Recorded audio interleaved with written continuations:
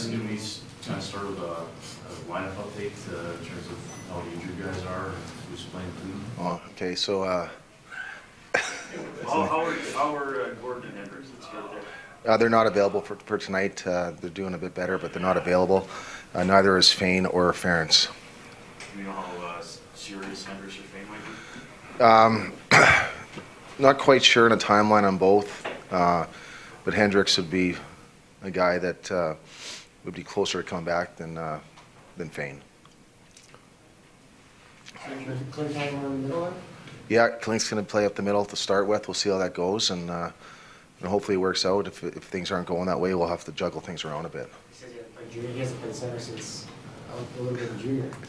He said he was feeling it today in practice, so we'll see how he is. But Klink's a guy that has good speed. The biggest thing with him is that when we're breaking the puck out, he's going to have to kill his speed and support underneath, and he was working on that today in practice, and he looked fine. So once again, we'll have to take it shift by shift and just see how it works out.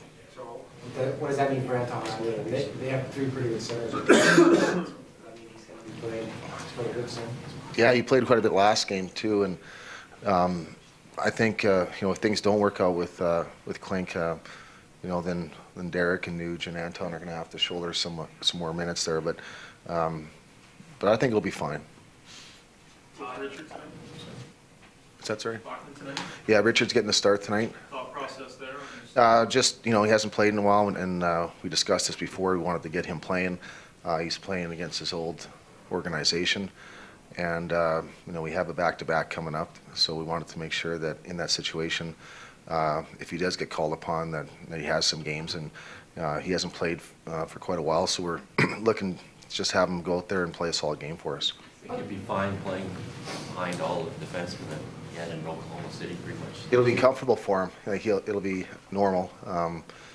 As you mentioned, quite a few guys played with him in Oak City. So, tonight we're playing against a pretty offensive team, and so we're going to have to be solid on the back end. And if things break down, Richard has to be there for us. You sort of piece your lineup together. How much empathy are you feeling for Fleming every time someone goes down there? I spoke with him yesterday, and I know the feeling, and he's trying to patch his lineup together down there, and they're in the home stretch, and it's tough on him because he went from first place in the league, and now all these injuries have come up, and he's losing players to us, he's losing players to injury, and but he's handling it pretty well, and but I talked with him yesterday, and just to say, just hang in there, and we'll do our best to try to get some healthy bodies back. What can you say about Brandon Davidson, obviously what he's been through medically, and then now the player that's come out of that, because he's been a consistent guy down in OKC? Huge character guy. That's the best way to describe Brandon. He went through a lot his first season, overcame it, and has been improving, over time down there, and he played well up here when he was up here last. We're looking for the same type of game out of him. He's a strong guy. He's able to kill the cycle. He's able to make plays, and he played some really big minutes for us the last game he played here. So I'm excited for him. He's excited to be back, but it's quite an inspirational story when you think about Brandon Davidson's career. When he's a guy that most Oilers fans, when they talk about defensemen in the NHL in the future to build his team around, his name doesn't come up. Can he still be more than an inspirational story? Could this guy be a regular NHL player for you one day? I think he's trending in that direction. We'll see how he is tonight, but based on his play the last few games that he played here, we see him in the future of being a guy that's knocking on the door to be a guy to stick in the National Hockey League. He's improved so much at the pro level. We saw signs of him really coming on strong his first season, and he only played the last 3 months due to his illness. And then, last year he just kept on getting better and better, and he's earned the right to be here. He's been the most consistent guy down there.